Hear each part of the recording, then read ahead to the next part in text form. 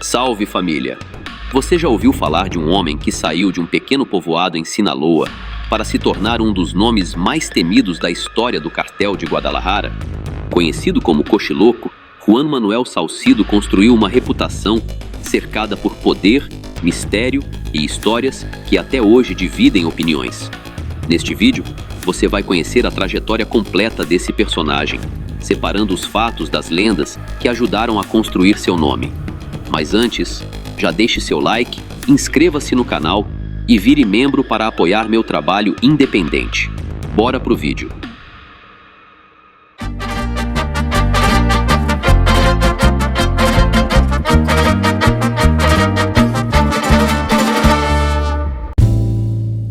A história de Manuel Salcido começa por volta da metade do século XX, em Sinaloa, uma região que mais tarde ficaria conhecida como o berço de alguns dos maiores nomes do submundo organizado mexicano. Ele cresceu em um ambiente marcado pela pobreza, pelo isolamento e pela ausência do Estado. Segundo a tradição popular, preservada em relatos e canções transmitidos ao longo das gerações, foi sua avó quem lhe deu o apelido de Cochiloco, quando ele ainda era criança, no pequeno povoado de San Juan.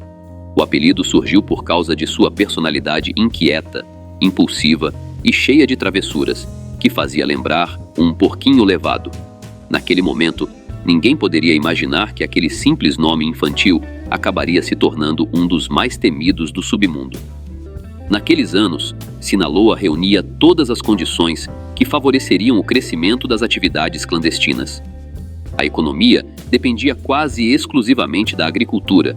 As comunidades permaneciam isoladas e a presença das autoridades era praticamente inexistente, permitindo que antigas redes de comércio ilegal se fortalecessem. Foi nesse contexto que ele iniciou sua trajetória, trabalhando como cobrador e guarda-costas contratado. Em uma época em que as disputas pelo domínio das áreas de cultivo e das rotas de transporte eram resolvidas por meio da força. Outra característica frequentemente associada à sua história era a maneira de caminhar. Ele mancava devido aos ferimentos sofridos em um confronto ocorrido anos antes, uma lesão permanente que se tornou uma de suas marcas mais reconhecidas.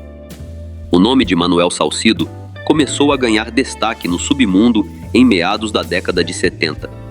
A grande virada em sua trajetória aconteceu após a queda de um influente capo da época, conhecido como Modesto Osuna, em 1972. Antes de se integrar ao famoso cartel de Guadalajara, Salcido já fazia parte do grupo liderado por Pedro Avilés Pérez, figura conhecida na época como o Leão da Serra e apontado como um dos primeiros grandes capos do contrabando mexicano moderno. Foi sob a tutela dessa liderança que aprenderam os caminhos do negócio nomes que mais tarde abalariam as estruturas de todo o país. Félix Gallardo, Caro Quintero, Dom Neto e até mesmo um jovem Amado Carrillo. Cochiloco desfrutava de extrema confiança por parte de Avilés, e essa forte ligação de lealdade acabou deixando uma marca profunda em toda a sua trajetória. Em meados dos anos 80, surgiu a organização que transformaria para sempre o submundo no México, o Cartel de Guadalajara, criado por Miguel Ángel Félix Gallardo, Rafael Caro Quintero e Ernesto Fonseca Carrillo, conhecido como Dom Neto. Na prática, essa organização funcionava mais como uma aliança entre grandes líderes do que como um cartel estruturado nos moldes atuais. Foi dentro dessa estrutura que Juan Manuel Salcido, o Cochiloco, encontrou seu espaço. Diferente de Félix Gallardo, que era reconhecido por sua habilidade estratégica, Salcido ganhou notoriedade por sua reputação de ser animalesco. Diversas fontes o apontam como um dos principais integrantes do braço armado do cartel, sendo frequentemente encarregado das missões mais arriscadas e delicadas. Sua fama era construída pela forma implacável com que agia. Em um ambiente onde o poder era mantido pela força, homens como Cochiloco desempenhavam um papel decisivo, garantindo a disciplina interna, enfrentando grupos rivais e protegendo as operações da organização. Ele chegou a ser preso em Guadalajara, acusado de eliminar um rival, sendo posteriormente transferido para um presídio em Sinaloa. O que aconteceu em seguida reforçou ainda mais a sua lenda. Poucos meses depois, conseguiu escapar da prisão. Segundo relatos amplamente divulgados, A fuga teria sido facilitada por um esquema de corrupção, envolvendo pagamentos e favorecimentos que permitiram sua saída do presídio.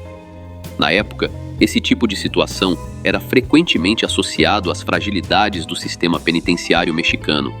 De volta às ruas, Salcido reorganizou seu grupo e retomou suas atividades como se nada tivesse acontecido. Sua rápida volta ao submundo e fortaleceu ainda mais a imagem de um homem que parecia impossível de deter. Como muitos líderes do crime que acumulavam riqueza e influência, Cochiloco também mantinha empreendimentos que, ao menos oficialmente, eram considerados negócios legítimos. Entre eles, relatos apontam que era proprietário de um restaurante especializado em frutos do mar no estilo sinaloense, em Guadalajara, chamado La Lagosta Loca. O estabelecimento teria se tornado um ponto de encontro reservado, onde aconteciam reuniões privadas frequentadas por algumas das figuras mais influentes do crime organizado da época. Segundo diversas fontes, nomes como Rafael Caro Quintero costumavam aparecer no local, assim como um jovem que começava a ganhar notoriedade no cenário criminoso, El Chapo Guzmán. Em março de 1985, 2 cidadãos norte-americanos entraram no restaurante sem imaginar o ambiente em que estavam. Eram John Clay Walker, um escritor de 36 anos que havia se mudado para Guadalajara para concluir um romance, e Albert Radelat, seu companheiro de viagem. Os dois estavam, sem saber, no lugar errado, exatamente no momento em que uma série de acontecimentos mudaria completamente o rumo daquela noite. Segundo relatos da época, teria sido o próprio El Chapo Guzmán quem levantou a suspeita ao ouvir os 2 homens conversando em inglês. A frase atribuída a ele teria sido direta: "Eles falam inglês, são da DEA". Naquele momento, o clima dentro do cartel era dominado pela desconfiança. O caso envolvendo o agente Henrique Camarena estava prestes a desencadear uma enorme crise, e qualquer suspeita de ligação com autoridades dos Estados Unidos era tratada como uma ameaça imediata. Ainda de acordo com diferentes relatos, Rafael Caro Quintero teria dado a ordem. O que aconteceu depois foi extremamente feroz. Os 2 cidadãos estadunidenses foram torturados. John Clay Walker ainda tentou fugir, mas não conseguiu. Nenhum dos 2 saiu vivo do restaurante. Esse episódio gerou consequências? Na prática, os assassinatos acabaram ofuscados pela repercussão internacional do caso Camarena, que explodiu naquele mesmo ano. Mesmo assim, o episódio passou a integrar o conjunto de investigações conduzidas pelas autoridades norte-americanas contra o cartel de Guadalajara e reforçou a imagem de que a organização atuava com uma sensação de total impunidade, acreditando estar acima da lei, inclusive quando suas ações envolviam cidadãos estrangeiros. Mas essa sensação de invencibilidade não duraria para sempre. A ascensão de Juan Manuel Salcido coincidiu com a expansão do mercado internacional da coca. O cartel de Guadalajara deixou de atuar principalmente com erva e passou a exercer um papel fundamental na distribuição da coca enviada pelos grandes cartéis da Colômbia. Embora Salcido não fosse o elo direto com os colombianos, ele era considerado uma peça indispensável na estrutura operacional do cartel. Sua função era garantir, por meio de seu grupo armado, que os carregamentos chegassem ao destino com segurança. Durante a década de 1980, considerada o período de maior poder do cartel de Guadalajara, Juan Manuel Salcido também ampliou sua influência. Diversas fontes o associam ao controle de operações na estratégica região de Mazatlán, em Sinaloa. Ele não era o comandante absoluto da área, mas exercia grande influência e contava com um numeroso grupo de homens armados para proteger os interesses da organização.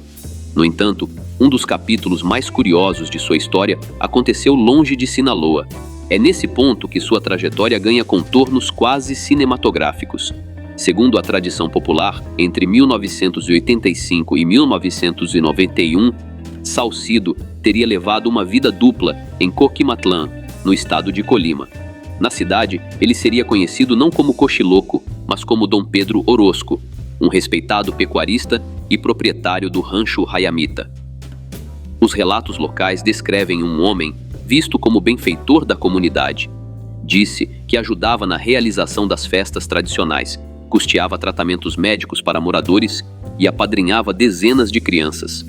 Embora essas histórias nunca tenham sido oficialmente confirmadas, elas reforçam a narrativa de que Salcido buscava conquistar a confiança da população, criando uma rede de apoio e transformando a região em um refúgio onde pudesse viver sob uma identidade discreta e cercado pela lealdade dos moradores. Enquanto isso, o cenário do contrabando estava prestes a mudar completamente.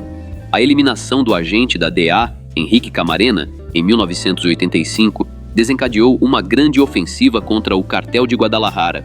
Nos anos seguintes, seus principais líderes foram presos: Dom Neto, Caro Quintero e, por fim, Félix Gallardo. Em 1989, a organização se desfez, dando origem a uma disputa violenta entre os grupos que surgiram de sua divisão, como os cartéis de Tijuana, Sinaloa e Juárez. Foi nesse cenário que Manuel Salcido tentou ampliar sua influência. É então que surge uma das histórias mais conhecidas sobre sua trajetória. Segundo a lenda, o cartel de Cali enviou um enorme carregamento de cocaína em uma embarcação destinada aos irmãos Arellano Félix, em Tijuana. Durante a viagem, o barco teria feito uma parada no litoral de Colima, área onde Cochiloco exercia influência.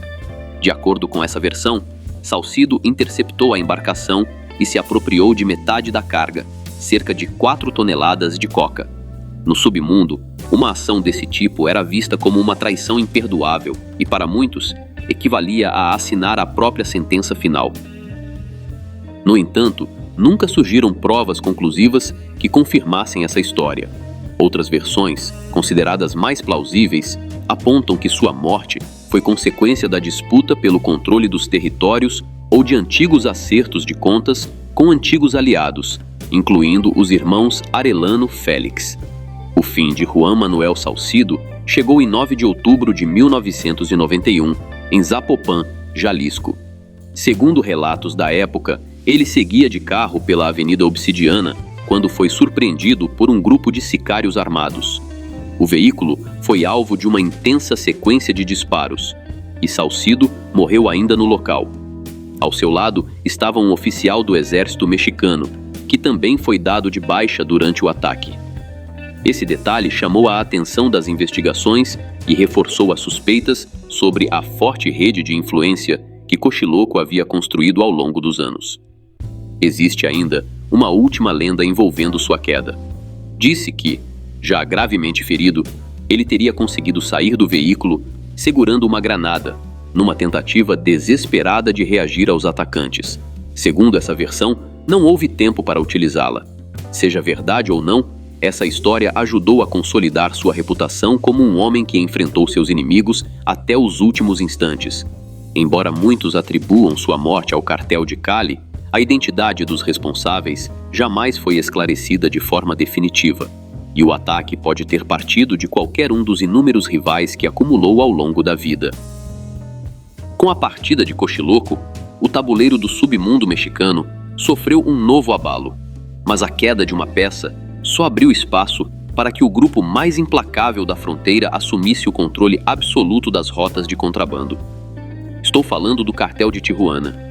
Liderado pelos irmãos Arellano Félix, essa organização transformou a fronteira em um verdadeiro império intransponível, desafiando tudo e a todos com uma estratégia que mudou as regras do jogo para sempre.